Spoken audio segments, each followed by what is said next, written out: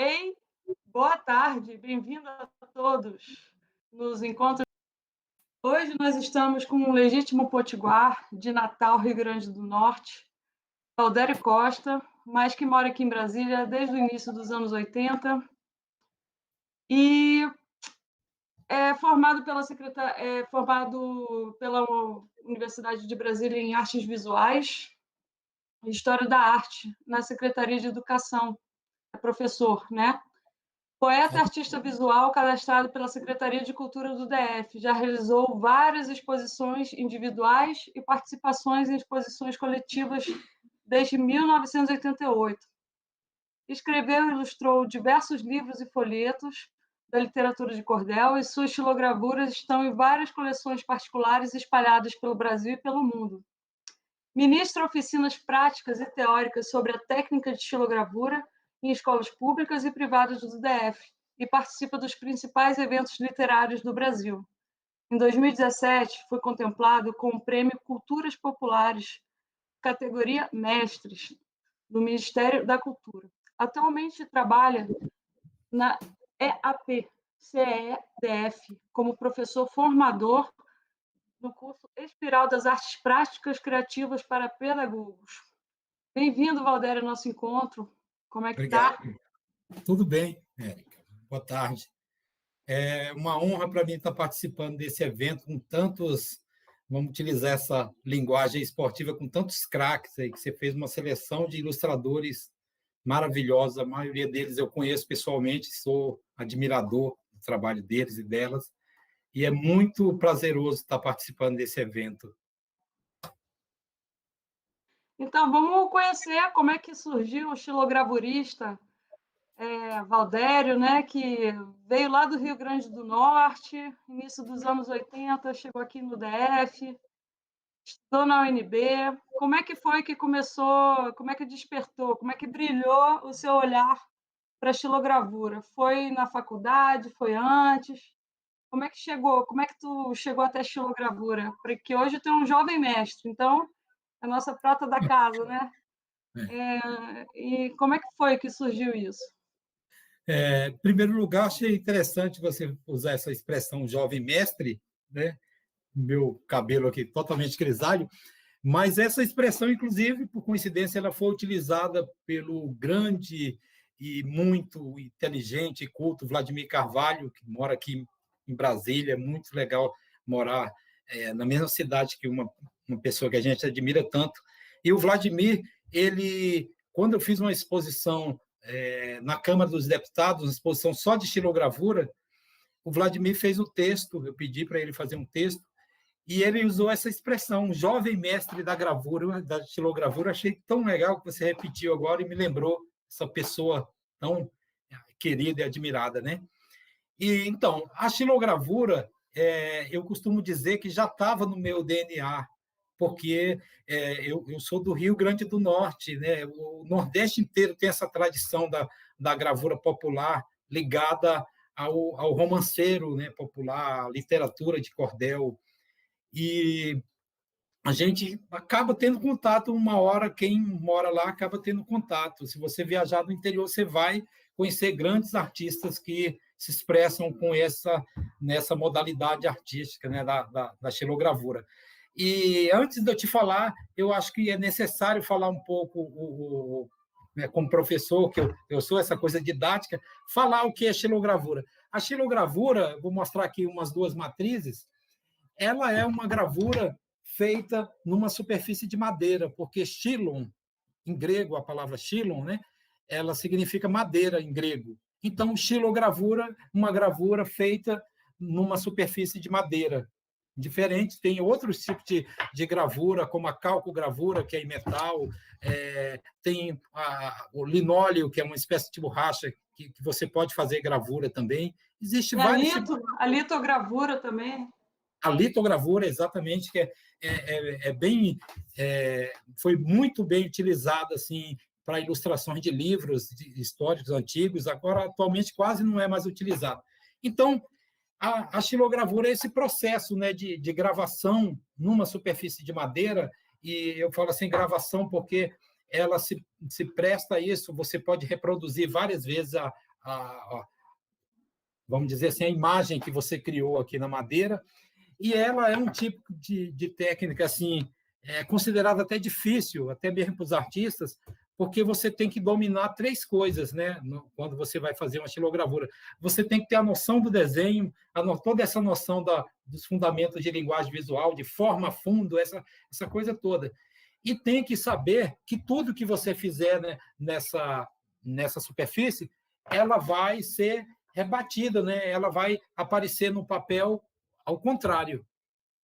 E é isso, você tem que dominar também a parte da impressão, que eu utilizo até hoje. Eu tenho uma prensa que foi adquirida de um grande mestre da gravura, que é o Ciro Fernandes, que mora no Rio, mas eu utilizo muito a impressão feita no formato, vamos dizer assim, no jeito mais tradicional, que é utilizando essas impressoras de última geração aqui, que são colheres de pau ou colheres de metal, né? Eu gosto de fazer o meu tipo de gravura, como ela está, vamos dizer assim, intrinsecamente ligada à cultura popular e à literatura de cordel, na maioria das vezes, embora eu faça outras temáticas, eu gosto de utilizar esse processo. Então, e continuando, além de você dominar o desenho e dominar na questão da impressão, né, da quantidade de tinta, você tem que dominar, lógico, né? Na gravação você vai utilizar na madeira essa ferramenta aqui, que é a goiva, ou, como se faz lá no Nordeste, se utiliza umas facas pequenas, ou até estilete, para dar um detalhe mais rebuscado. E é isso. Como se deu essa coisa do brilho dos olhos que você falou, é o seguinte: quando eu cheguei em Brasília, ainda pré-adolescente, eu praticamente trouxe isso aí como lembrança de criança que tinha passado em feiras populares no Nordeste e visto, né? A gente sempre acaba tendo contato com artistas populares lá no Nordeste, principalmente se você viajar para o interior. Só que depois que eu cheguei aqui, eu praticamente só trabalhava com desenho, era um hobby. E aí, quando eu fui para a universidade, já depois de muito tempo, eu me considerava autodidata. Quando eu cheguei lá, eu acabei fazendo gravura, um professor muito bom, que era o que está aí ainda na ativa, que é o professor Galina. Mas a xilogravura da universidade, da academia, ela tinha uma outra, vamos dizer assim, uma outra forma de expressão, né? Ela era uma outra poética, vamos dizer assim. Ela estava ligada a uma coisa mais contemporânea, ela estava ligada a uma questão assim mais pensada, assim. E aí é interessante, porque as coisas... eu fui para a academia e, ao mesmo tempo, aconteceu comigo o contrário. Eu me voltei para o popular, para a coisa do romanceiro nordestino, para as tradições religiosas e de festas, né? E esse visual, de repente, se tornou mais fascinante para mim.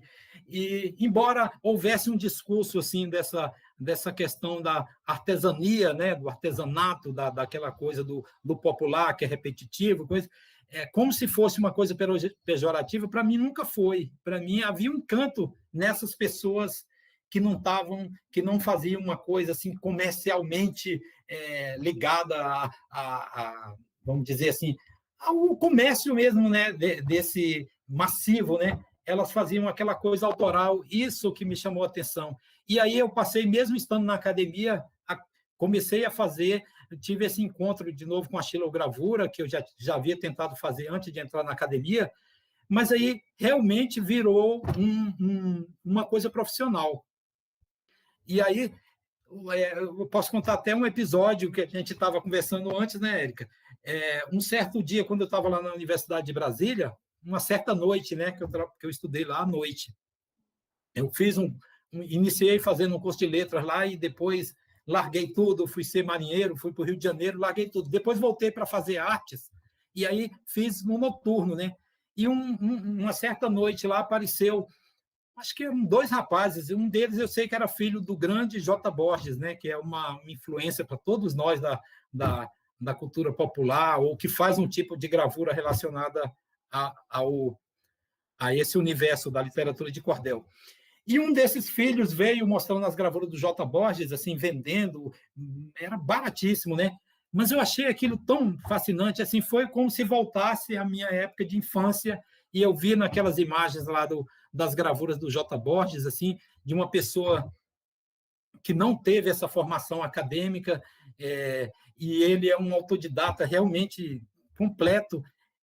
Todas essas imagens dele me trouxe esse fascínio de novo e eu passei a utilizar no meu trabalho, como desenhista ou como gravurista.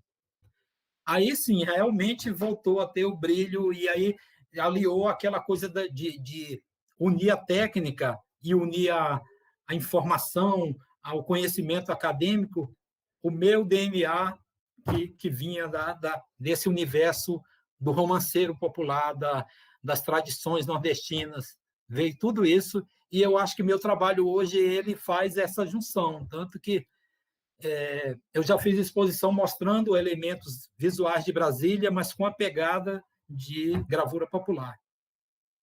É isso. Então, o J. Borges foi o primeiro que chamou sua atenção, certo? Nesse momento que despertou. Exatamente. O J. Borges, que eu, inclusive, tive o prazer de conhecer pessoalmente, de participar em eventos, de eventos literários, assim, expondo gravuras ao lado dele, isso é maravilhoso, né? Você ser admirador e depois você começar a participar de coisas junto com aquela pessoa que você admira.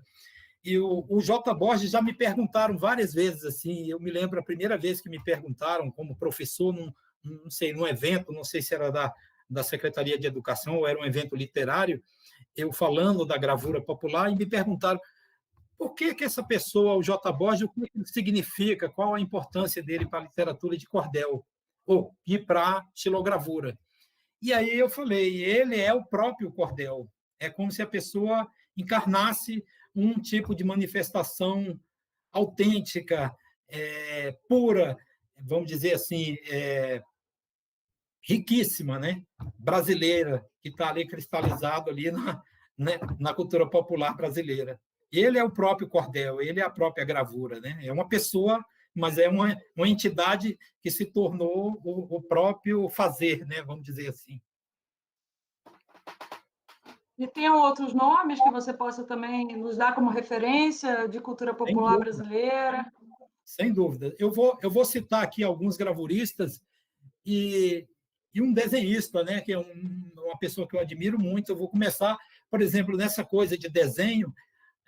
A gente, vamos dizer assim, a gente dá sorte de morar em Brasília vou citar três que estão aí vivos, produzindo e maravilhosos. Tem três desenhistas que eu admiro muito aqui em Brasília. Vamos falar da parte do desenho, que é o João Oliveira, grande amigo e grande, inclusive nós estamos fazendo um trabalho juntos, eu vou mostrar aqui depois algumas facetas desse trabalho e alguns exemplos. Ele é o grande desenhista, o grande ilustrador ligado a essa tradição de cultura popular, essa tradição da literatura de cordel, de todo esse universo aí. Ele é uma referência muito forte no meu trabalho, porque eu conheci o trabalho dele até antes de conhecer, né, o João pessoalmente. Tem também aqui o Fernando Lopes, um grande desenhista e ilustrador, que vai estar nesse projeto também. É uma maravilha estar participando junto com ele disso. E também tem um professor, o Sérgio Riso, da Universidade de Brasília, um fantástico professor. Essas pessoas, não é que você se inspira nelas para produzir seu trabalho, mas ela, de alguma forma, enriquece. Você admira o traço e admira a temática da pessoa, e aí você passa a fazer seu trabalho, mesmo que não tenha ligação com o deles. E um outro artista que eu não conheci pessoalmente, mas me marcou muito, quando eu era muito jovem e fui morar no Rio de Janeiro, por incrível que pareça, eu saí de Brasília para o Rio de Janeiro e acabei realmente conhecendo um artista que me marcou para o resto da vida, que é o Aldemir Martins. O traço do Aldemir Martins com o nanquim, as pinturas, os motivos nordestinos, tradicionais, a visão dele da arte, né? Isso me marcou profundamente. Eu acho que ele é um mestre assim que vou levar para a vida inteira, por ter tido a felicidade de encontrar esse trabalho num artista, né, do Nordeste, né, que ficou universal, né? Outros que eu posso citar aqui como gravuristas, eu vou citar 3 aqui. Já falei do J. Borges, né, que é um mestre que está assim, admirado por todos, eu acho. Além, uma pessoa maravilhosa também, vale a pena todo mundo conhecer. Uma pessoa muito sábia, muito, muito interessante de se conhecer, um ser humano muito interessante de se conhecer. Além deles, tem 2 que eu gosto muito, 2 gravuristas. Um é o Marcelo Soares, que é um pernambucano que atualmente mora em João Pessoa, na Paraíba. Nossa, um fantástico gravurista, assim, que me influenciou muito no início das minhas gravuras. E o outro é o Ciro Fernandes, que o Ciro Fernandes também tem uma característica dele que eu admiro, além dele ele ter uma biografia assim de ser um artista que saiu, trabalhou, parecido com a história de vários artistas que eu conheço, que trabalhou com trabalhos assim que aparentemente não teria nada a ver com a arte, e depois ele passou a se expressar com xilogravura e fez ilustrações maravilhosas com xilogravura. Ele é um mestre realmente que também tem essa coisa, embora ele venha do interior da Paraíba, ele tem um quê de erudito também. Assim, o trabalho dele é contemporâneo também, ele tem uma outra visão. E, é claro, também eu não citei aqui, mas tem um grande mestre de Pernambuco, já falecido, que é o Samico, que é fascinante também, né? O traço perfeito, o domínio da forma, a questão de criar um universo próprio, que também bebeu na literatura de cordel no início, mas ele criou um universo próprio. É fascinante. Eu posso falar que essas pessoas, de uma certa forma, me influenciaram. Assim, tem muitos outros, né? Eu acho que nós que fazemos artes, a gente vai aprendendo, de certa forma, primeiro, com a nossa própria lembrança do que a gente viveu na infância. Isso é indelével, né? Isso fica para sempre. Você acaba utilizando esse acervo pessoal e até afetivo na sua obra. Outra coisa que você utiliza é o seu cotidiano, e outra coisa que é a literatura. No meu caso, tanto a literatura de cordel como essa literatura culta, erudita, os grandes clássicos, isso me ajudou muito a enriquecer o meu assim manancial de imagens para trabalhar. Eu acho que a literatura, como disse o outro Borges genial, que é o Borges argentino, é uma forma de felicidade, né? É uma felicidade a literatura. Ela te dá esse potencial de você se enriquecer, né? De você poder se expressar tanto oralmente como você escrever melhor, e você também se expressar melhor na arte visual. É isso.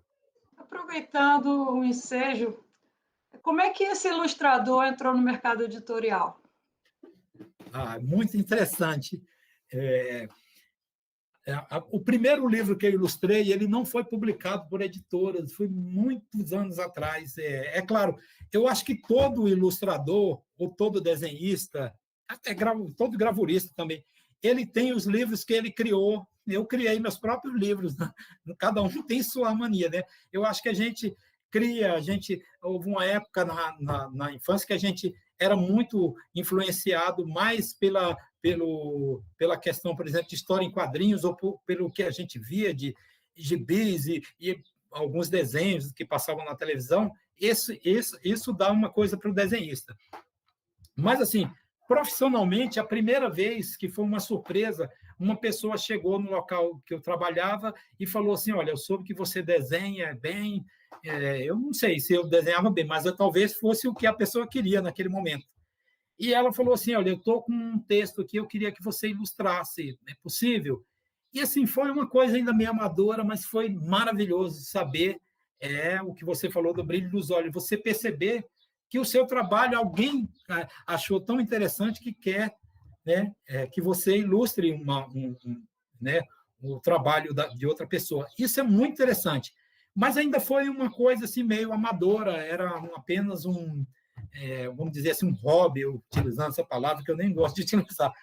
E aí, depois de muito tempo, eu estava numa escola e veio um pessoal de uma editora, e eles falaram assim, olha, nós somos uma editora de Brasília, nós estamos fazendo uma série de livros utilizando poetas, o texto de poetas cordelistas de vários lugares do Brasil, e alguém falou que você trabalha com xilogravura e você tem essa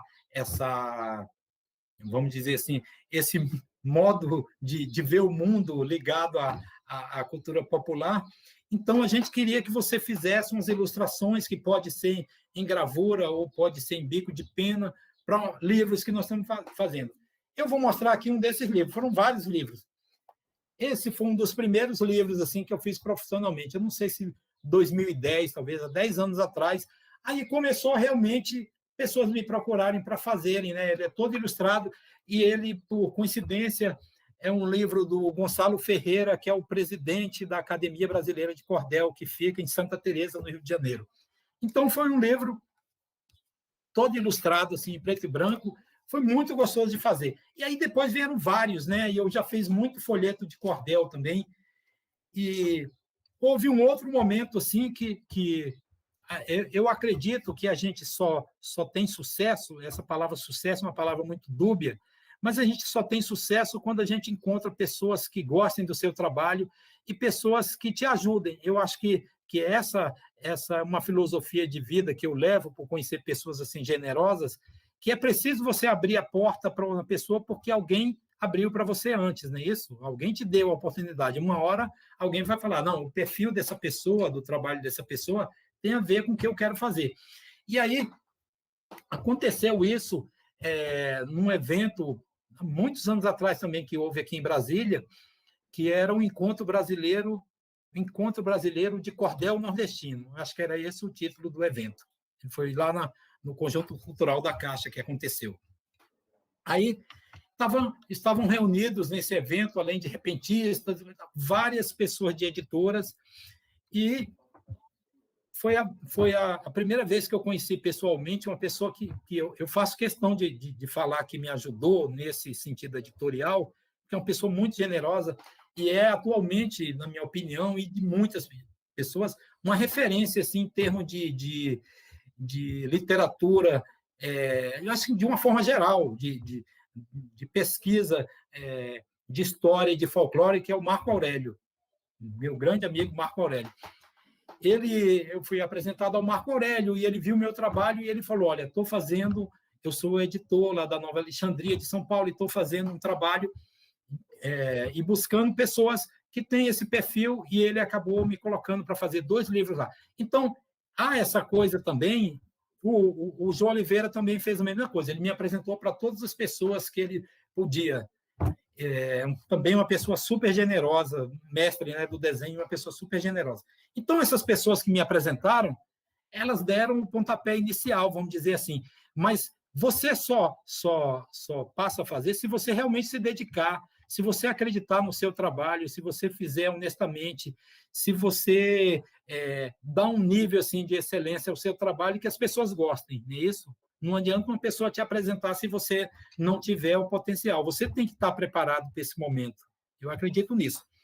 E aí eu acreditei nisso, que meu trabalho tinha essa qualidade, e depois disso foi acontecendo de várias pessoas. Teve uma editora do Ceará, editora proprietária da editora IMEP, que foi a Lucinda, que ela me chamou para fazer vários trabalhos também, uma pessoa generosíssima, que acreditou no meu trabalho, e eu passei a fazer trabalhos assim, utilizando gravuras em livros de poemas, em livros em prosa, em poema, e a gente fez uma coleção maravilhosa, que foi essa 10 cordéis nota 10, que ela chamou vários gravuristas e vários escritores de cordel para fazer essas edições, e eu tive a felicidade, por uma coincidência muito grande, me chamaram para ilustrar a capa de 10 folhetos de cordéis do Leandro Gomes de Barros. O Leandro Gomes de Barros, para quem não sabe, para quem não é desse universo, ele é o maior poeta da literatura de cordel, ele publicou mais de 800 folhetos, ele é reconhecido por grandes poetas, aí, como Carlos Drummond de Andrade, que falou que ele realmente era o grande poeta do Brasil. Ele era uma pessoa inteligentíssima, né? Ele realmente escreveu muito. E outra coincidência que, como a Érica falou, você falou no início, Érica, que eu ganhei esse prêmio aí de mestre, na categoria mestre, né? O nome do prêmio é Leandro Gomes de Barros. É outra coincidência. Então, me deram justamente numa edição que era o maior nome da literatura de cordel. Então, as coincidências não existem, né? Você acaba se encontrando numa coisa que você estava procurando, no caminho que você estava, você acaba sendo encontrado ou encontrando o seu modo de trabalhar, o seu estilo, essa coisa toda. É isso. Produziu alguma coisa nessa pandemia? Muita coisa, muita coisa. A pandemia, né, eu sou professor e as aulas passaram a ser nesse formato. Eu acho que houve uma dificuldade inicial muito grande da gente ter que lidar e aprender, né? Uma pessoa que trabalha com madeira e goiva tem que aprender a trabalhar com essas novas tecnologias. É uma certa dificuldade, mas eu acho que, no final das contas, eu acho que a gente adquiriu um outro modo de dar aula, um outro modo, que é o que nós estamos fazendo aqui, um outro modo de você proferir uma palestra, um outro modo de você ministrar aulas, palestras e oficinas, utilizando esse meio virtual, que é o que a gente pode fazer agora. Então, o que eu fiz? A primeira coisa que eu fiz foi tentar organizar os livros que eu estava fazendo, e o livro que estava pendente era esse livro aqui. É um livro feito de uma coisa que eu gosto muito, que é passarinho. Eu adoro passarinho, né? Mas os passarinhos que eu adoro, eles são todos livres, eles não são feitos para ficar em gaiolas. Os passarinhos que eu gosto são esses que estão nas árvores, que eu vou lá, fotografo, que eu paro para desenhar, e eu crio meus próprios pássaros, né? E ele é todo feito com gravuras e desenhos de passarinhos, assim. E o texto também é meu. Então, esse é um projeto, né, que todo artista, ou todo escritor, ou todo ilustrador tem o seu próprio baú. Esse é um dos que eu tirei do baú e falei, agora esse vai ficar pronto. E junto com um amigo meu, que é um craque, né, uma pessoa, uma referência aqui em Brasília no design de livros, na diagramação e design, eu e o Haroldo Britos, né, pela editora dele, fizemos esse livro, que é o Sobrevoar, um livro só de passarinhos e textos sobre passarinhos.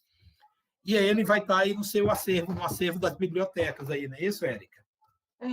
Nós, nesse projeto, temos também previsto 3 estantes expositoras com livros ilustrados. Tem esse do Valdério e tem esse também riquíssimo que você orientou para a gente, né? Que é uma referência de J. Borges por J. Borges, né?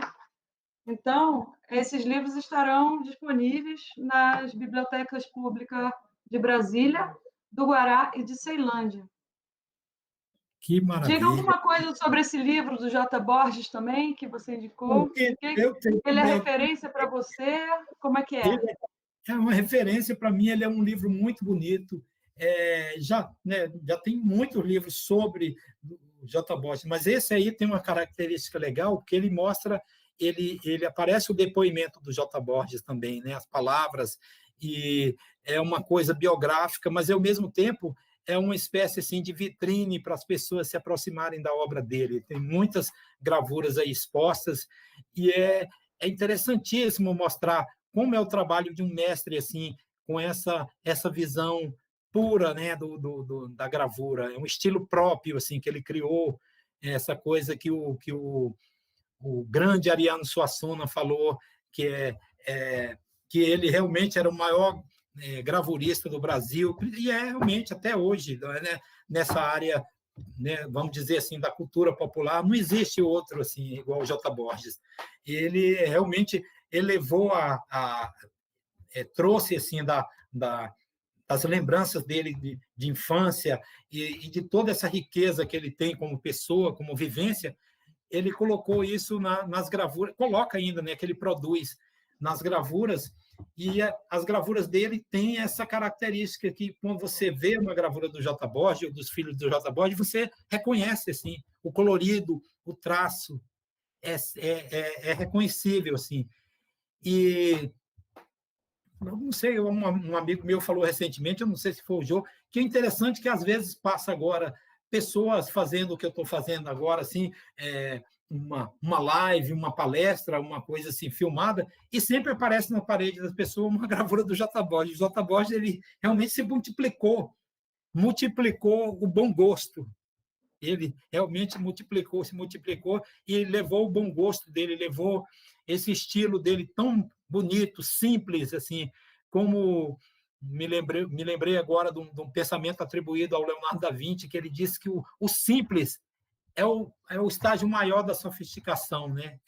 Realmente ser simples, é ser o mais sofisticado possível. Eu acho que essa é a definição do J. Borges, da obra do J. Borges, né? É isso. Esse livro é muito legal para as pessoas terem esse primeiro contato. Né? Eu aconselho a todo mundo ir lá em Bezerros e conhecer pessoalmente o J. Borges. Eu não fui lá, mas conheci pessoalmente aqui em Brasília, em evento literário em São Paulo. Dei essa sorte, mas vale a pena conhecer pessoalmente ele e a obra. Dentro das aulas que você ministra, de formação de professores, você percebe como é que está a aceitação, o desenvolvimento, a receptividade dos alunos com a estilogravura popular? Ainda tem interesse? É uma coisa que está assim, caindo em desinteresse? Como é que está essa, assim, na sua visão de professor que forma professores? Como é que está Sim. sendo esse retorno dos alunos? A gente vive agora num mundo. A gente vive num mundo de imagens, né? Nós mesmo, então, inclusive, eu gostei muito, Érico, você está com uma imagem minha aí na sua. Nós estamos combinando aqui, né? Depois de um certo tempo, eu transformei minhas gravuras agora, gravuras e ilustrações em serigrafias, que é uma outra modalidade de gravura feita em tecido, com auxílio luxuoso do Natinho, que é um amigo meu que é talvez o maior serigrafista aqui de Brasília. E a aceitação dos alunos, Érica, é o seguinte: eu atualmente trabalhei já com praticamente todas as faixas etárias que se possa falar na Secretaria de Educação. Eu trabalhei com crianças em escolas parques, trabalhei com adolescentes em escola pública, em escolas privadas, trabalhei com educação fundamental, né? Passei quinta, oitava, onde eu fiz o melhor trabalho relacionado à gravura foi com esse público. Depois eu vou voltar para falar sobre isso.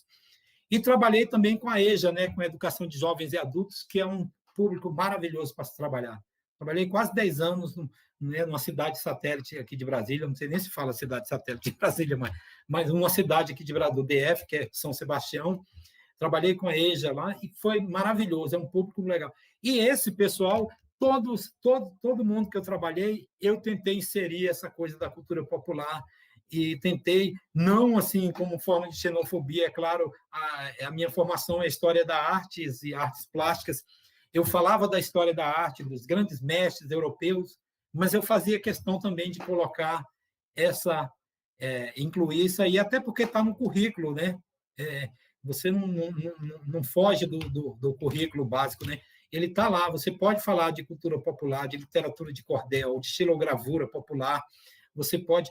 E eu fiz isso, eu levei para a escola, fiz amizade com repentistas, por exemplo, e levei para a escola repentistas, levei meus alunos para a Casa do Cantador, para eles verem ao vivo essa manifestação de repentistas, de cordelistas.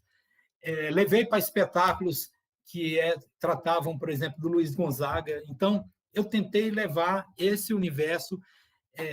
Quando eu trabalhei numa escola parque com um público de quinto e sexto ano, eu fiz foi o grande desafio de levar, com a ajuda de pessoas da escola, lógico, que me ajudaram conseguindo material. Eu trabalhei estilogravura com alunos de quinto e sexto ano. E aí, esse trabalho, a gente fez gravura, porque é muito difícil você trabalhar com esse material cortante com alunos dessa faixa etária do quinto e sexto ano. É muito difícil. Você tem que ter um domínio, entre aspas, completo da turma, e a gente tem que arrumar estratagemas assim para eles não ficarem tranquilos e não se machucarem, porque isso aqui é um objeto cortante.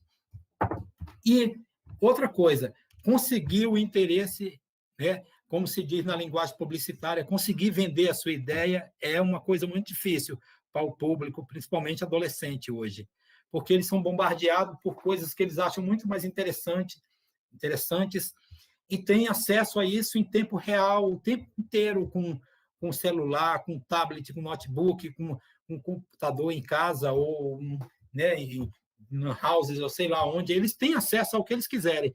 Então, para você conseguir deixar essa aula mais atrativa, é difícil. Você tem que criar realmente uma coisa assim, encantadora para conseguir fazer com que eles gostem. E aí, eu consegui fazer esse trabalho, eu consegui fazer painéis assim, em paredes, eu consegui fazer exposições com xilogravura, eles conseguiram fazer esse trabalho de fazer as matrizes, e depois eles ficavam orgulhosos, depois eles levavam para casa, eles conseguiram fazer. Foi árduo o trabalho? Foi. Mas quando você acredita, quando você tem amor pelas coisas, fica mais fácil. Então, esse trabalho que me levou a ganhar o prêmio lá de mestres, apresentar esse projeto com registro, com a documentação de filmagens e fotografias, me levou a ganhar esse prêmio. Foi um reconhecimento muito interessante. Foi quando existia, né, o Ministério da Cultura, foi pelo MINC, né, pelo Ministério da Cultura, e foi muito legal esse reconhecimento. Isso também me abriu muitas portas, né, até para esse meu trabalho como ilustrador. E desses seus alunos, surgiu algum que se destacou, que seguiu as suas orientações?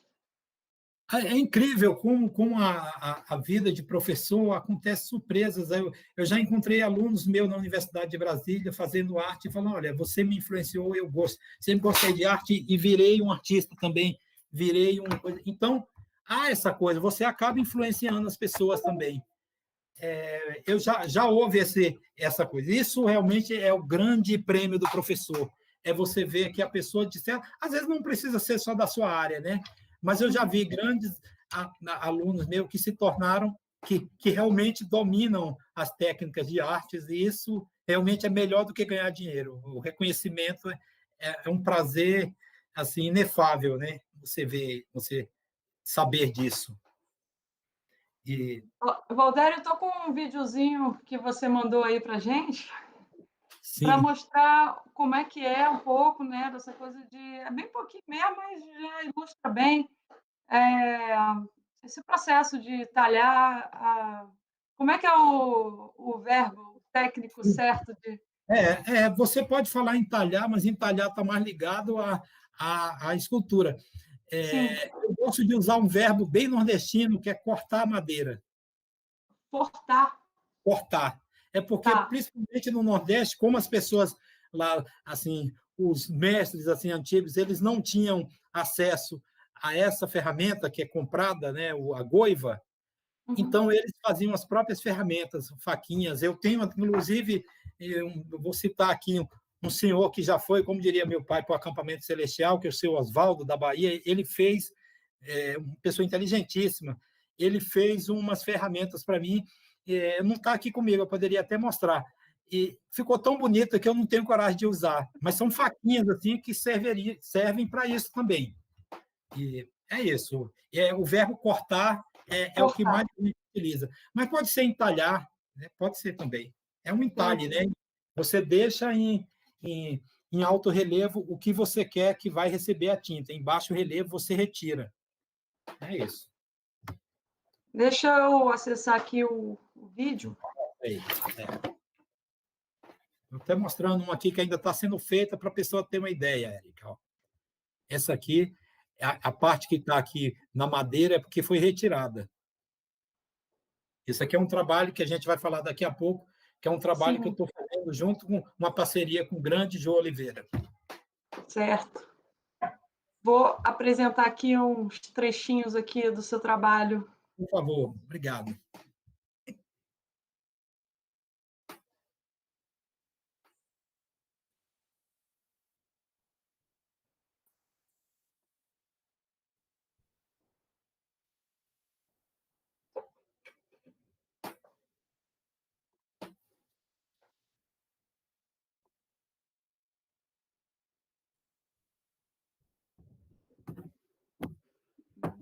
Conseguiu? Ah. Aperte aí, eu já estou craque nesse, porque eu sou professor. Aperte aí em cima no apresentar e aperte em cima do que você quer apresentar aí. Isso, agora foi. Exatamente. Agora clique aí no seu arquivo aí que vai aparecer. Ih, voltei. Mas ia para... Não se preocupe, vai dar certo.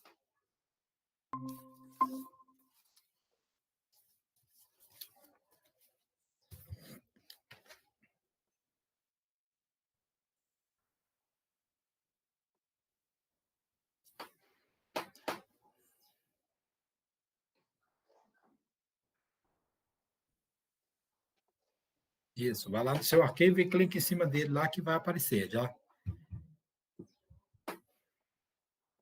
Aí, apareceu o seu arquivo. Aparecendo. Acho que está sem som, né?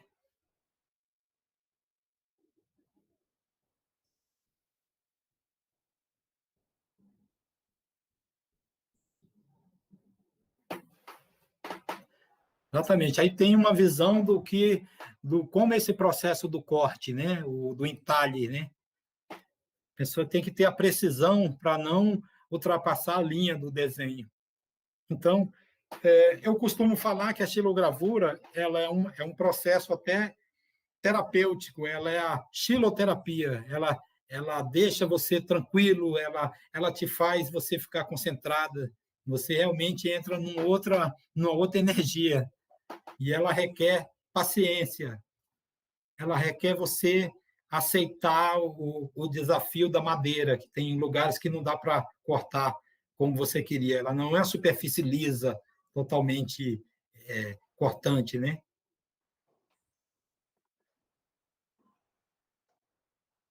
Achei bonito isso que você falou, aceitar a superfície da madeira. Aceitar o desafio, né? O obstáculo, é você. O Ferreira Goulart falou uma coisa sobre, eu acho que até um texto que tinha na exposição do grande gravurista também, você falando de grande gravurista, do Rubem Grillo, né? Que vai estar também nessa coisa, que é um mestre também, que também influencia a gente com outro tipo de gravura ligada à ilustração. O Ferreira Goulart falou que a gravura é uma coisa mental, e é também, é verdade. Antes de... Você também tem que ter esse processo mental, né?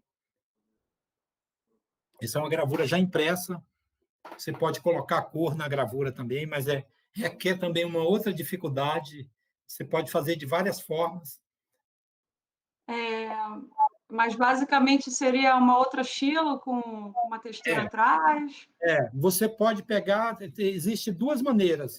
Você pode pegar, vou mostrar uma outra matriz aqui. Você pode pegar essa matriz aqui, por exemplo, essa é um músico. Essa é belíssima. Um músico tocando, obrigado, um músico tocando zabumba. Você pode pegar, fazer uma outra matriz igual a essa e deixar um espaço para você colorir, fazer. Eu chamo que isso é a maneira dos japoneses, que os japoneses alcançaram um nível incrível na xilogravura. Eles fazem várias matrizes para eles irem colorindo de uma em uma. É um processo muito demorado que requer, para você colocar exatamente certinho uma em cima da outra a imagem, requer muito ainda mais meticulosidade, né? Existe um outro processo mais fácil, que é o processo, não sei se vamos dizer mais fácil, mas é um processo mais rápido, que é o processo que a família Borges, o J. Borges e a família deles usam, que eles pintam a própria matriz. Eles pintam, por exemplo, eles pegam esse fundo aqui, ó, com o pincel e a tinta gráfica, eles pintam só essa parte de uma cor, a parte aqui do músico de outra, e eles imprimem, dá para imprimir duas vezes e fica boa a impressão. Eles imprimem a mão também. E um outro processo é esse, que você pode fazer o que eu e o João Oliveira estamos fazendo agora, que você vai até mostrar alguns exemplos aí, que é a xilogravura já impressa, ó, a xilogravura já impressa, e você colorir com aquarela, ou com ecoline, ou com qualquer tinta, a gravura. É nesse caso aqui, ô Valdério? Nesse caso aí, ó, é um exemplo típico. Deixa eu mostrar aqui eu vou mostrar aqui o original, olha aqui. Essa aqui é a matriz. Ela foi impressa primeiro em preto e branco. Érica, pode clicar nela de novo lá, por favor. Ela foi impressa em preto e branco e depois que ela já estava impressa, eu pintei por cima com aquarela. Dá um efeito lindíssimo. Mas pode ser feito nesse formato aqui, ó. Cada pedaço desse foi um pedaço que foi pintado numa matriz e depois você tem que colocar essa matriz do passarinho exatamente em cima do local, senão não fica certo. Vou mostrar aqui exemplo. Nesse caso, é semelhante à serigrafia, né? E é semelhante ao que os japoneses falam. Por exemplo, aqui, ó, essa figura aqui, todas as duas figuras aqui, aqui é uma representação de uma figura, de uma história bíblica que eu gosto muito, que é Tobias e o anjo. Aqui o Tobias, o peixe e o anjo, e todo o fundo aqui foi feito uma matriz só. Aqui, essa parte colorida aqui, ela é um pedacinho de madeira circular que depois eu praticamente carimbei aqui. Você está mostrando aí já também esse processo que eu estou fazendo com o João Oliveira, e é colorido, né? São diversas camadas aí, no caso, né? Sim, sim. Eu vou mostrar aqui um exemplo, Érica, para você ver aquele exemplo que eu te falei, ó. Esse exemplo aqui, que é a maneira do J. Borges, ó. Eu fiz a gravura toda na madeira e depois eu passei tinta gráfica só nessa parte aqui e só nesse espaço aqui, que é a pipa, né? Ou seja, eu pintei a própria matriz, com ela já pronta, já tinha só no preto, né? Eu pintei o colorido e dá para fazer duas impressões com isso aqui. A tinta gráfica que está aqui, dá para você imprimir duas vezes com aquele processo que eu falei, que é o processo mais antigo de colocar o papel aqui e usar essa impressora de última geração. E, é claro, a gente não falou aqui, mas a tinta que a gente utiliza é a tinta gráfica, né? Para imprimir as gravuras, é utilizar a tinta gráfica. Passou o rolinho em cima e carimba depois. Exatamente, por fricção, né? Ou então você leva para uma prensa, né? Você dá sorte, por exemplo, de encontrar uma pessoa igual o Ciro Fernandes, que seja querendo vender uma prensa, e você compra uma prensa maravilhosa de um mestre, fica com dó de usar, mas pode usar a prensa também. A prensa, ela acelera o processo, né? Mas eu prefiro, você domina melhor a gravura utilizando as colheres de pau ou utilizando qualquer outro objeto que você consiga. Eu utilizo até aquela parte de trás de um batedor de carne, que ela é redondinha, aquilo ali é ótimo para imprimir. São as coisas que você vai aprendendo. Você mostrou uma imagem ali que, para mim, foi um momento assim que eu falei, valeu a pena ser... Porque tem gente que chama de gravurista, estilogravador, gravurista, gravador, é a mesma coisa. Mas ali valeu a pena ser estilogravador, aquele momento lá, se você puder voltar e mostrar, porque é uma outra também possibilidade de você fazer retratos em gravura, é muito mais difícil. Volte aí para mostrar para o pessoal. Essa daí? É essa? Não está aparecendo mais, não. Você tem que apresentar de novo. Agora você tem que apresentar de novo lá e clicar. Não está aparecendo, não.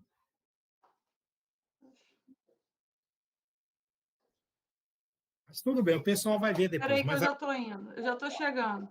Perfeito.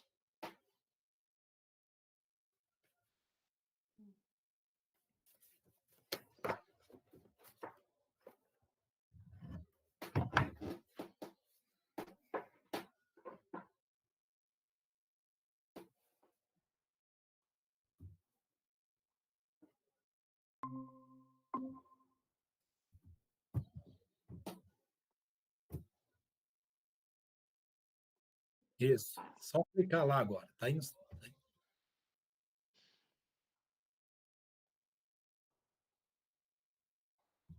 Aqui o seu acervo. Isso. Que já está. Eu estou querendo fazer um portfólio, mas eu já perdi as contas de quantas já fiz. Estou querendo fazer uma espécie de sei lá, de portfólio só das estilos que eu já fiz, realmente já está difícil, porque Quando perdi. você vende uma ilustração de estilo para as editoras, elas ficam com as matrizes Não, de madeira ou não, ficam com você? ficam comigo, ficam comigo. Até a própria ilustração mesmo, que não foi feita em madeira, ou que não foi feita, o original sempre fica com o artista. Se a editora quiser comprar, é uma outra situação. A gente vende o direito da imagem, né? Que vai ser usada lá por um certo tempo. Mas as matrizes, não. Vou mostrar um exemplo aqui que eu fiz recentemente, Eric, enquanto você não mostra. Esse aqui foi um trabalho que eu gostei muito de fazer recentemente, que foi um trabalho que eu fiz em parceria com um professor, eu acho que ele é da Universidade Federal do Ceará, Stélio Torquato, que é uma pessoa, um autor incrível também. Ele realmente já fez todos os clássicos aí, eu acho que existe da literatura, ele já transformou em literatura de cordel. Ele é uma pessoa incrível. E ele me convidou para fazer umas capas para ele, e isso eu não sei se esse cordel está aqui para mostrar, mas assim, ele é mais ou menos nesse formato, né? Esse aqui é um deles, aqui, ó. Esse aqui é a origem da mandioca, é também feito em madeira. Mas esse aqui, que é de uma história dos povos da floresta, né, de como surgiu a noite, eu estou mostrando aqui para vocês verem como a xilogravura ela pode servir para ilustração, né? Ela foi feita para ficar nesse formato tradicional do cordel aqui, do folheto de cordel, que é mais ou menos um 10 por 15, mas ela também pode ser impressa, colocada numa moldura e está feita uma obra de arte. Ou seja, ela serve tanto para ilustração como ela é uma arte autônoma, né? Ela em si mesma ela já é uma manifestação artística. E é muito legal você ilustrar essas histórias, porque eu fico com a matriz. Raramente eu me desfaço. E eu já percebi que toda vez que eu participo de algum evento e eu levo as matrizes e levo as figuras, as gravuras impressas. Mas a maioria das pessoas elas me procuram para comprar a matriz, porque a matriz é madeira, né? Madeira é um troço, uma coisa realmente belíssima, um objeto belíssimo. A pessoa pensa, não, isso aí não é uma escultura. Não é uma escultura, isso aqui é uma matriz de xilogravura. Então, é isso. E como é que foi a sua experiência de ilustrar a cordeteca lá da Casa do Cantador? Nossa, isso É, aqui, ali foi uma maravilha, sabe por quê? Eu fiz há muito tempo eu já tinha levado alunos meus, participados, o anterior diretor lá da Casa do Cantador é o Chico de Assis, que eu já participei de vários eventos com ele, já fiz muita ilustração para cartazes dele e do João Santana, que é o parceiro dele no Repente, e foi muito legal, porque já existia uma xilogravura minha, que é uma xilogravura da própria Casa do Cantador, que eu doei para lá. Então, no ano passado, quase no final do ano passado, uma pessoa da Secretaria de Cultura, que foi a Aline, querida amiga Aline, entrou em contato comigo e falou, Valdério, me indicaram você, eu soube que você faz estilogravura e você utiliza essa temática, né, da literatura de cordel, e vai ter a inauguração da Cordelteca da Casa do Cantador. Achei isso fascinante. No ano passado, eu participei de 2 inaugurações de Cordelteca.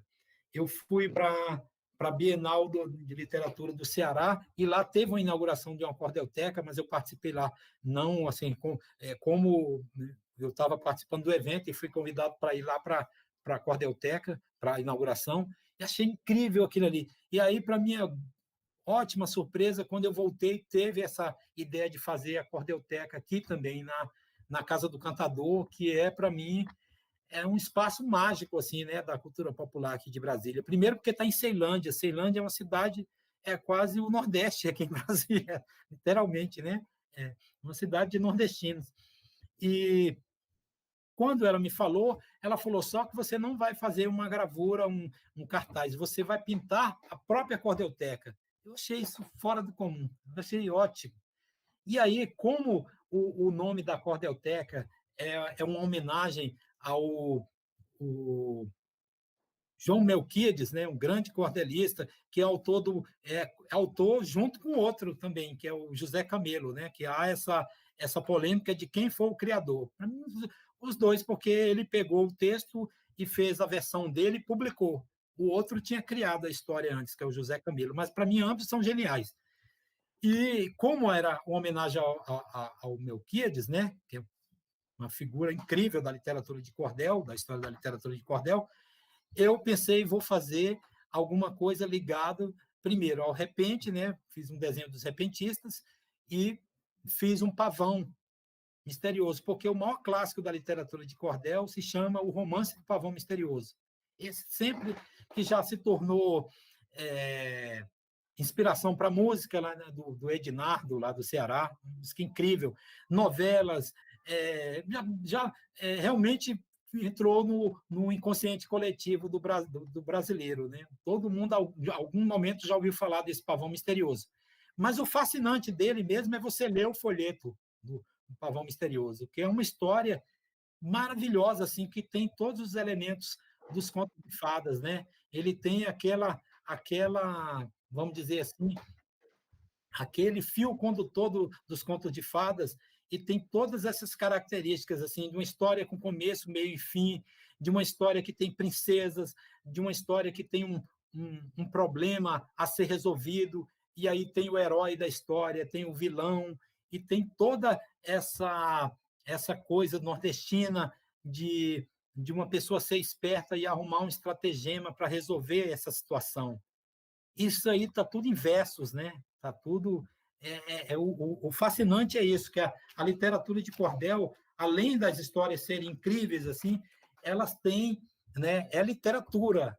As pessoas, às vezes, pensam que cordel é um termo genérico, né? Até as pessoas, é engraçado que as pessoas que leigas, assim, elas veem meu trabalho de gravura e falam, isso aí é cordel? Eu falei, não, mas pode ser uma ilustração para uma capa de cordel. Essa gravura aqui faz parte.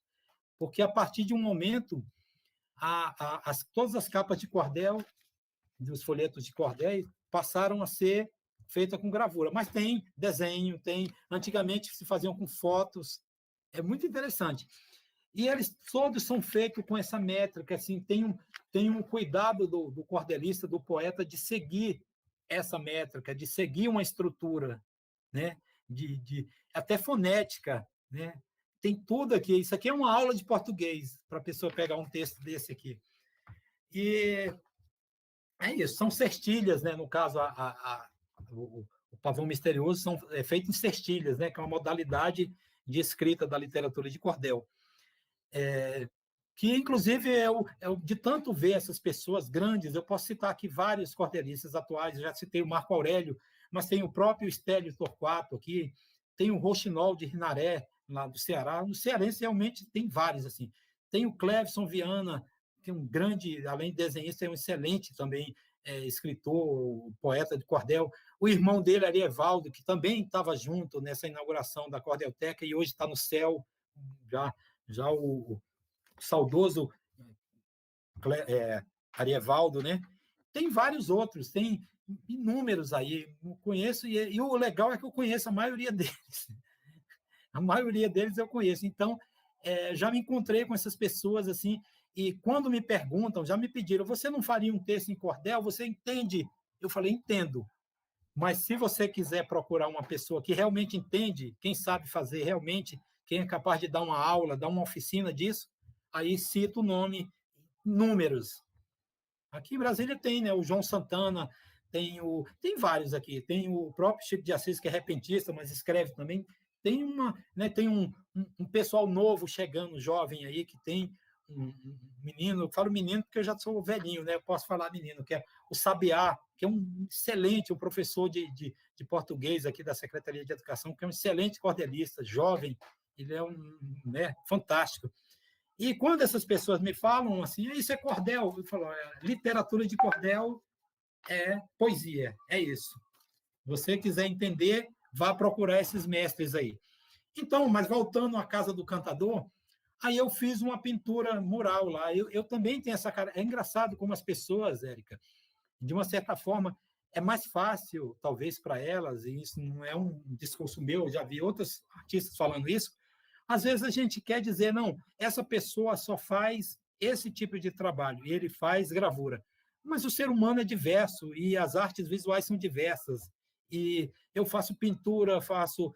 Eu só não faço escultura porque eu não tenho espaço, mas um dia eu vou ter um espaço grande para fazer minhas esculturas, mas tá anotado. Já fiz poucas pequenas assim. Mas eu faço gravura, faço desenho, faço ilustração, eu escrevo. A gente é diverso, né? E as artes são essas musas, né? Estão aí para você se expressar por meio delas, né? Literatura, o desenho, tudo. Se você tiver coragem e tiver uma vivência nisso, você consegue se expressar por meio delas. Então, eu fiz uma pintura lá na parede da Cordelteca, e assim, o que eu achei mais engraçado é que hoje essa amiga minha mesmo me falou que as pessoas agora vão para a Cordelteca. É claro, tem muita gente que quer conhecer, é um roteiro turístico. Eu acredito que seja até pouco explorado. Conheça a Casa do Cantador. É um projeto do Niemeyer, né?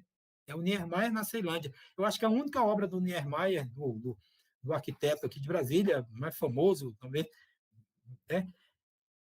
É o arquiteto, né, que veio do Rio, mas praticamente deu essa legou para nós essa arquitetura incrível, né? As pessoas vão para lá e essa amiga minha falou agora elas querem tirar retrato, ou selfie, como se fala hoje, ou sei lá, fazer um registro na frente do seu painel. Pô, isso não tem preço, cara. É muito legal. Eu virei uma atração na Ceilândia, né? Embora eu não more lá. Isso é muito legal. E já Muito vi assim, bom. reportagens assim de televisão que aparece, porque tá meu nome lá bem grandão. Eu fiz uma pintura, para mim, isso é um currículo. Eu fiz uma pintura na obra do Niemeyer, né? Estou lá. Valdério Costa na obra do Niemeyer. Muito bom, hein? Onde é que o seu cordel chegou, hein, mestre? Pois é. É isso, eu acho que essas coisas, eu sempre falo isso em sala de aula e falo em qualquer pessoa. Não é a questão de você ser xenófobo ou dizer, não, as coisas de fora não valem, mas eu sempre tenho um discurso, Érica, como professor de arte, como pessoa, como artista, não sei, o meu discurso é o seguinte: o Brasil tem muita coisa cultural para ser admirado, assim, a nossa música, as nossas artes visuais, o nosso artesanato, a nossa literatura, tanto de cordel como essa literatura culta, erudita. Vale a pena a gente se reconhecer, apreciando a nossa própria riqueza. Eu acho que isso é salutar, né? Eu acho que esse discurso a gente tem que repetir até que se torne uma verdade. Eu acho que quando você falou aí da criança, do aluno, qual era é claro que ela tem estímulos com outras coisas e não tem problema nenhum, mas você pode gostar de Beatles, mas pode gostar de Luiz Gonzaga também. Uma coisa não exclui a outra, né? E Verdade. eu não sei, porque o meu processo aconteceu assim, a partir do momento que eu tive esse reencontro, eu passei a dar mais valor e essa coisa que nós estamos comentando aqui da xilogravura, da cultura popular, eu acho que, como eu disse anteriormente, o que é legal, quando eu vejo as pessoas numa exposição de gravura ou numa apresentação de mamulengo, ou vendo um poeta desse da literatura de cordel, um repentista ou um músico falando de coisa do Brasil, de coisa da nossa cultura, e as pessoas gostam disso, o olho brilha, é o reencontro com nós mesmos, sabia? É você se realmente entender o que é ser brasileiro, é você se reencontrar com a sua própria arte, com a sua própria expressão cultural. É, é isso. É muito bonito mesmo, né? Aqui, É, assim, eu tô com a camisa aqui, que fica até bom de ilustrar um pouco. isso também é uma Uma homenagem história em uma imagem, né? Numa imagem já dá para ver uma história inteira, né? exatamente, Aí nisso que eu quero te perguntar também. O cordel é extenso, né? Uma história, vem lá naquele livrinho, A5, dobrado no meio, né? É, exatamente. é uma longa história que vai te conduzindo. Como é que é o pensamento do xilogravurista para resumir aquela história imensa numa capa. Isso eu acho incrível, porque, assim, depois que tu lê o cordel, você vê a capa e assim, não sei se depois que fecha o sentido na cabeça, né? Parece Exatamente. que aquela imagem já contou tudo, você nem precisava ter lido, entre aspas, né? Mas, assim, como que a linguagem não verbal do ilustrador que consegue traduzir uma obra extensa numa imagem, né? Como é que funciona essa cabeça de xilogravurista popular? Como é que é isso? Muito legal isso. Eu vou dar 2 exemplos agora. Recentemente, e é uma coisa também que eu quero falar, porque a gente fica parecendo, às vezes, que esse universo da literatura de cordel é um universo muito masculino, ligado a coisa. E uma coisa que tem me deixado muito satisfeito é que, ultimamente, apareceram, não sei se apareceram, eu acho que é a questão do momento, do empoderamento, talvez essa palavra é muito legal, né? Está muito na moda. As mulheres passaram também a se expressar por meio do cordel, assim, e já existia isso, e também por meio da xilogravura. Eu vou citar 2 aqui, que recentemente eu fiz a ilustração para a capa, infelizmente não está aqui para mostrar, eu fiz a ilustração da capa de uma cordelista que eu gosto muito, que ela faz parte da Academia Brasileira de Cordel, ela é do interior do Ceará e se chama Dalinha Catunda, é o nome artístico dela.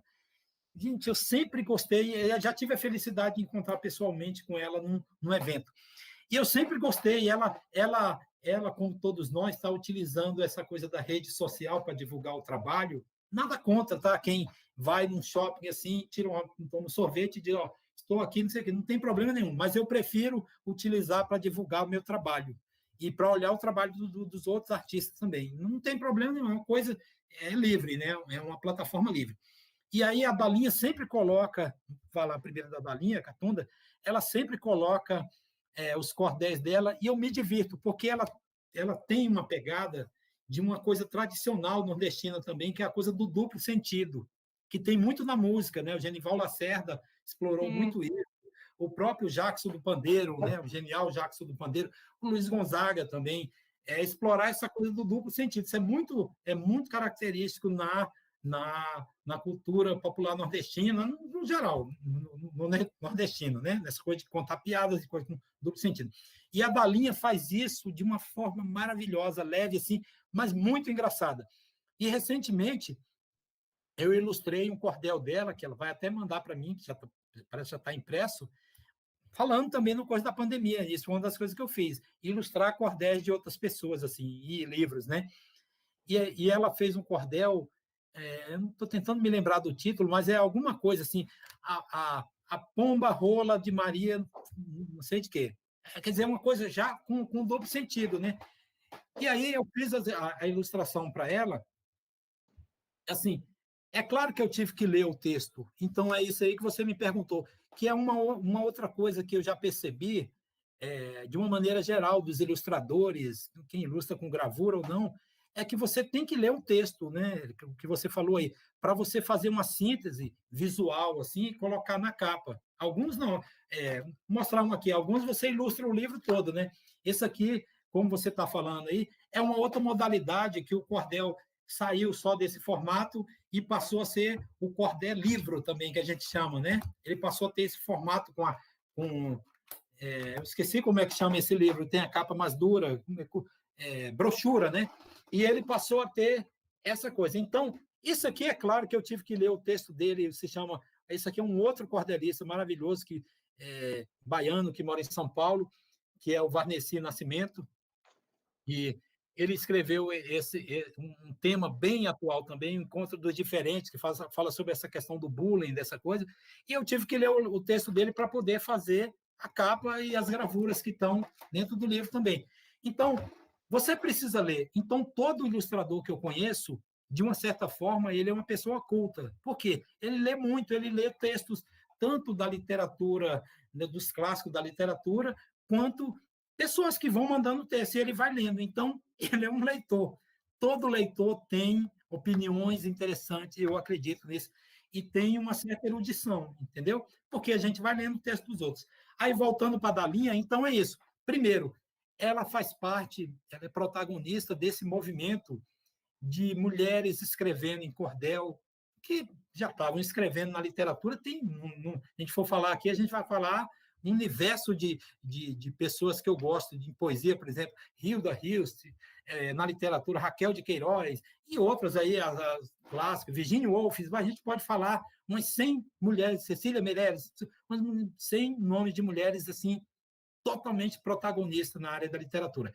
E na literatura de cordel, que até um tempo atrás era considerado um reduto masculino, era o cordelista, o poeta, agora apareceram, entre aspas, que já existia há muito tempo, só ganharam o espaço que lhes era merecido, né? Merecido, as cordelistas. Então, a Dalinha Catunda faz, eu fiz uma ilustração, né, uma xilogravura para um cordel dela, vou fazer outras. Tem uma outra poetisa no Piauí, que é a Hilda, falei o nome dela certo, a Ilza Bezerra, que ela também já mandou vários trabalhos dela para ilustrar. Então, eu leio o texto para fazer a capa, como você falou ali. Não tem como outro modo, né? A não ser que a pessoa grave tudo de voz e mande para mim também, mas não precisa, eu prefiro até ler. E aí, quando você lê, Érica, você vai usar o que eu falei para você anteriormente. Todo aquele manancial, todo aquele acervo, vamos dizer assim, todo aquele cabedal, não sei o tanto de palavra que tem para citar isso. Tudo que você adquiriu com a leitura e com a sua vivência, você vai unir aquilo ali para criar uma imagem. E aí, nesse caso, é uma imagem que tem que ter a ver com o texto que você leu. Então, se o meu amigo aqui, Marcos Maírton, que é um grande cordelista também, músico, ele escreveu sobre o mistério de umas pedras que tem numa cidade do Ceará, em Quixadá, que acreditam lá que veio seres alienígenas. Então, eu não posso fugir ao tema, né? Agora, existem várias maneiras de você retratar a sua aldeia. A sua aldeia é uma só, mas você retrata do seu jeito, você está retratando de uma forma universal, não é isso? Então, pegando o pensamento aí do escritor russo, se você retrata a sua aldeia, você está retratando o seu universo. Existem várias maneiras de você fazer um desenho de 3 crianças com forma geométrica, mas eu fiz a minha a partir do texto. É isso. E aí, qual a diferença de ilustrar com desenhos e com xilogravura? Esse processo aqui. A diferença é a xilogravura, ela exige mais tempo, ela é um processo mais demorado, é um processo mais cuidadoso. Então, se você faz esse contrato com a editora ou com o autor, se é uma obra independente, ele tem que saber que provavelmente vai demorar mais se você pedir em xilogravura. Mas eu faço de aquarela a desenho a lápis, as ilustrações, entendeu? Agora, se fosse perguntar para mim, eu faria tudo em xilogravura. Porque eu acho que é a coisa realmente definitiva, é a coisa que pouca gente faz também. É isso. Entendi. E conta como é que está seu trabalho com o Jô Oliveira, o que vocês estão fazendo, por favor? Nossa, esse trabalho foi uma coisa também que surgiu com essa nova situação da gente ficar praticamente preso em casa, né, enclausurado. Aí, eu e o Jô, a gente já tinha feito esse processo. Eu tive a felicidade de ir 2 vezes na Bienal do Livro de São Paulo, convidado pela querida Lucinda Azevedo, da IMEP, e nas 2 vezes estava lá junto com o Jô Oliveira, que o Jô é uma coisa, a gente já falou isso numa live, é uma coisa engraçada, porque eu moro em Brasília praticamente desde criança, mas eu só fui conhecer o Jô num evento sobre o cangaço lá em Sergipe. E foi muito louco isso, você morar na mesma cidade, mas conhecer a pessoa, conhecia a obra, mas a pessoa eu conheci e virou um grande amigo meu, para minha felicidade, né? Eu era admirador, virei amigo. E agora a gente está fazendo essa parceria que começou em São Paulo há uns 2 ou 4 anos atrás, não sei se foi na primeira Bienal, eu estava lá fazendo umas oficinas, umas aulas livres de gravura, de xilogravura, e a gente comentou, eu podia pegar um desenho seu e fazer uma gravura aqui ao vivo para as pessoas verem. E ele desenhou na madeira e eu fiz, e a gente imprimiu durante lá, e pessoas procuraram. Nossa, essa gravura está ótima. Pessoas quiseram adquirir na hora. Então, é incrível, né? O desenho do Jô, ele é a referência maior, talvez, nesse tipo de desenho ligado a esse universo, né? Como eu já falei. Então, o que a gente fez? A gente passou a fazer essa parceria que, ao invés de eu desenhar, a gente falou, vamos unir a ilustração do Jô com a minha xilogravura.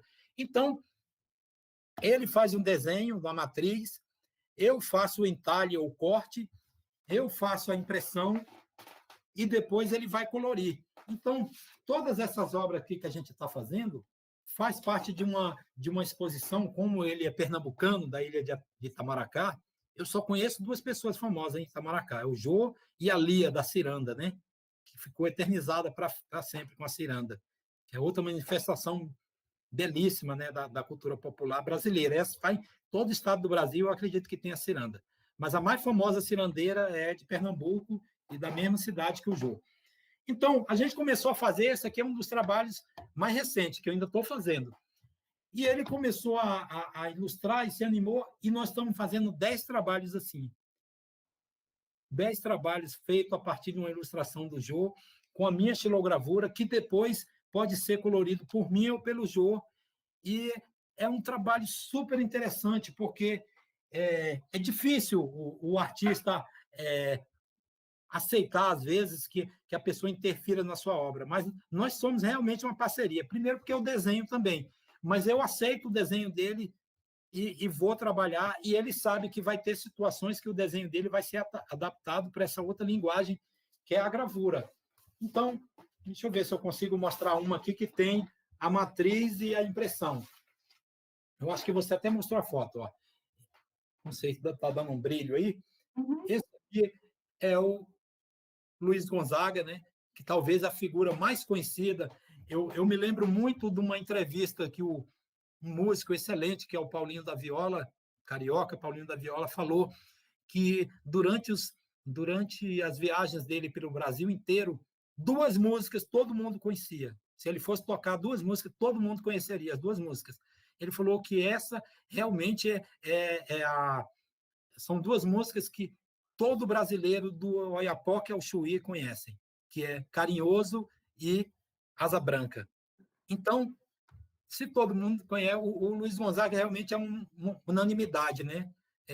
Como diz o Nelson Rodrigues, toda unanimidade é burra, né? Eu acho que é exceto gostar do Luiz Gonzaga. Eu acho que a unanimidade total mesmo é o Luiz Gonzaga.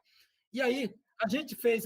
Eu tenho vários desenhos e já tenho gravuras do Luiz Gonzaga, mas o Jô resolveu fazer uma que aqui seria a volta da Asa Branca, né? Então, ele fez o desenho na madeira, eu fiz o corte, como vocês estão vendo aqui, essa madeira já foi entintada, né, só com tinta preta, e ela, depois que ela é feita, ela fica assim, ó, rebatida. Vocês estão vendo aí, porque é um processo de reprodução, né? Inclusive, os primeiros livros da imprensa era esse processo, né? Não existiam as máquinas offset, então a gravura foi utilizada para isso. Existem grandes clássicos aí da literatura que foram ilustrados com essa técnica, lógico. Então, eu e o Jô, nós nos unimos a gravura e a ilustração para fazer esse trabalho. E é um trabalho que está sendo finalizado agora, em dezembro. A gente pretende expor, não sei se vai ter uma exposição, como é que chama? Uma exposição normal, né? De todo mundo lá ver. A gente ainda está vendo essa coisa da reabertura dos espaços, mas nós vamos fazer uma live e vamos fazer uma exposição virtual.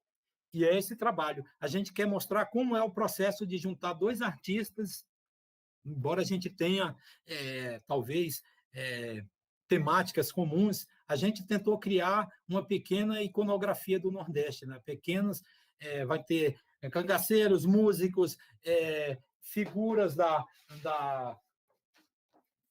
figuras assim, líderes religiosos famosos, como o Padre Cícero, né? E clássicos da literatura de cordel, que está aqui, que é o Romance do Pavão Misterioso, a nossa versão aqui. E é isso. É um processo que é engraçado para quem conhece a história da arte, porque isso sempre houve.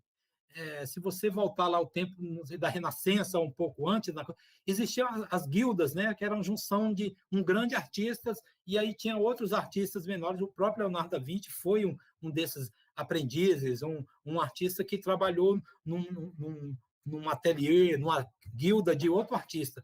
Então, o que acontece? É um processo que nós dois estamos fazendo, que existe essa coisa da amizade, de não ter essa coisa do ego ou de ficar ressentido, você alterou o meu trabalho. Não, é um trabalho realmente em dupla. E a gente quer fazer uma exposição disso. Eu acho que é uma coisa que pouca gente faz, esse tipo de trabalho em dupla, se respeitando a característica do outro. E para mim assim é uma honra, né? Porque ele é um nome, uma pessoa de renome, assim, é um amigo também. Então, foi uma coisa que surgiu na pandemia fascinante. A gente, para entregar, por exemplo, as matrizes para o Jô, ele fica num portão lá de dentro da casa dele, eu chego, entrego a matriz, ele desenha, eu levo, depois que está impresso, eu levo. É isso. E nesse caso, há a hierarquia da idade, né? Eu que tenho que fazer essa parte. Tá certo. Assim, eu acho que a possibilidade da xilogravura é imensa. Assim. Eu andei fazendo, você falou também da pandemia, um outro trabalho que eu não falei, não, porque eu esqueci. Tem um outro grande mestre, uma outra pessoa que eu gosto muito, lá no Ceará, que se chama Abraão Batista, né? Um grande também gravurista popular, um ex-professor universitário, uma pessoa, para mim, uma pessoa maravilhosa. Assim, ele está sempre em Brasília, nos eventos, eu converso muito com ele, aprendi muito com ele, não é isso? Só uma observação, que dentro do projeto também tem um livro ilustrado por Abraão também.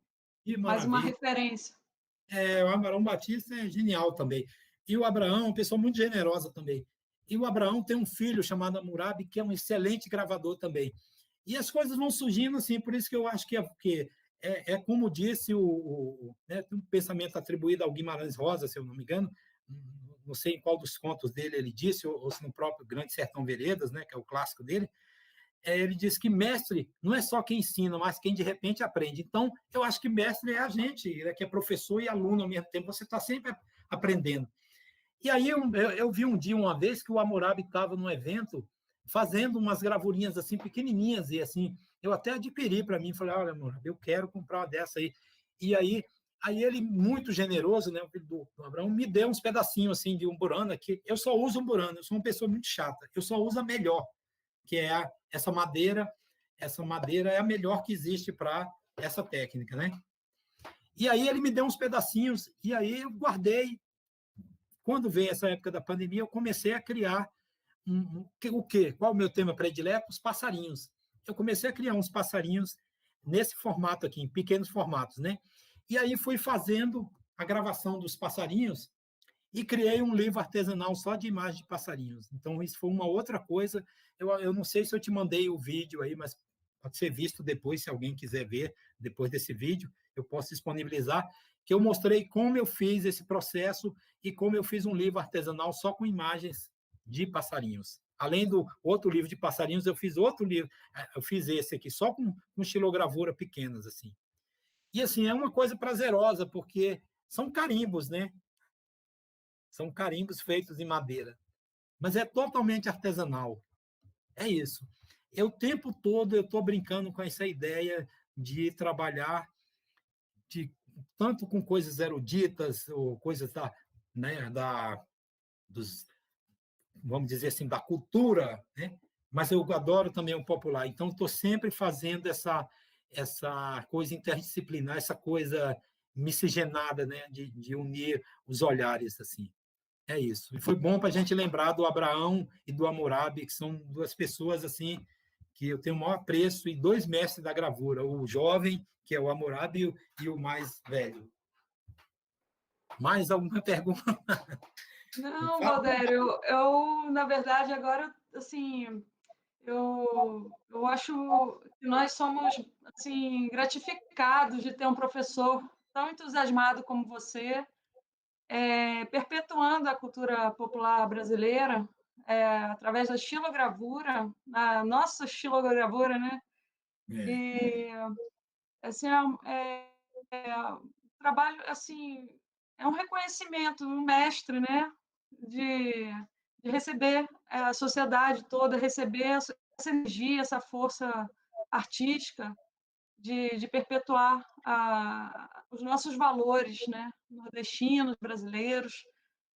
E eu quero ser grata aí pela sua participação aqui conosco, que compõe também esse segmento, né, do mercado editorial, ilustrando os poemas, os cordéis, as paredes, as camisas, Azulejos, azulejo, canecas.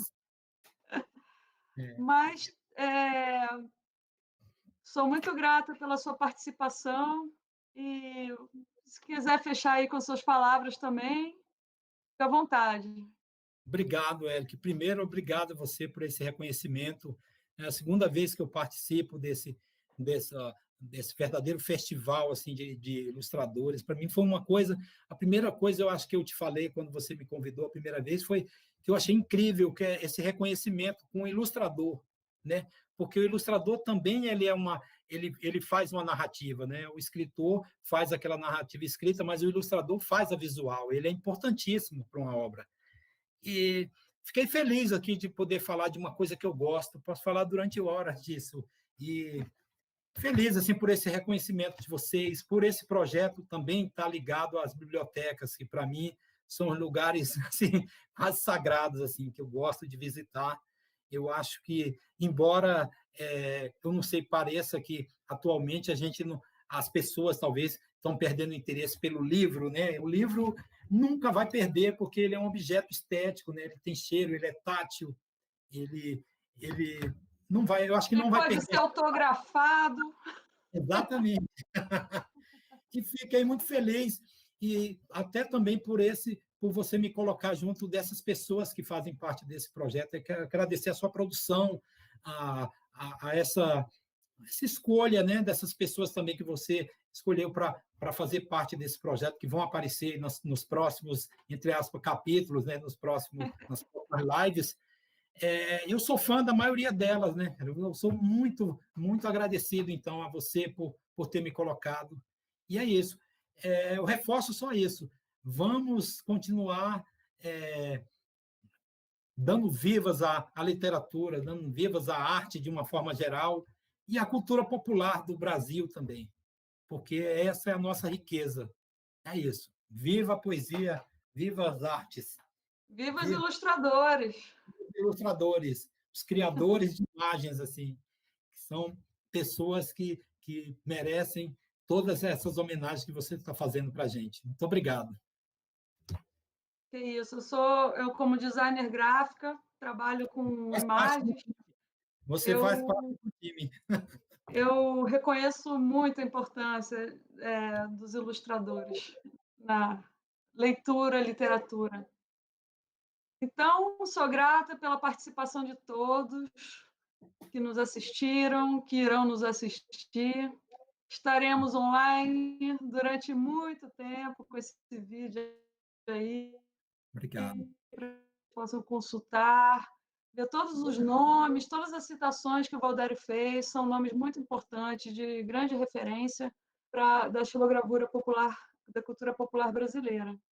Desejamos uma boa tarde para todos e voltem, que teremos na segunda-feira Jô Oliveira, dando sequência.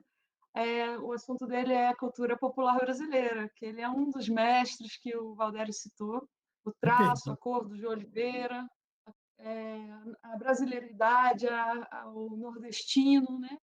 E ele vem contar tudo isso aí para a gente na segunda-feira. Muito grata Obrigado, querida. e se vê Até logo.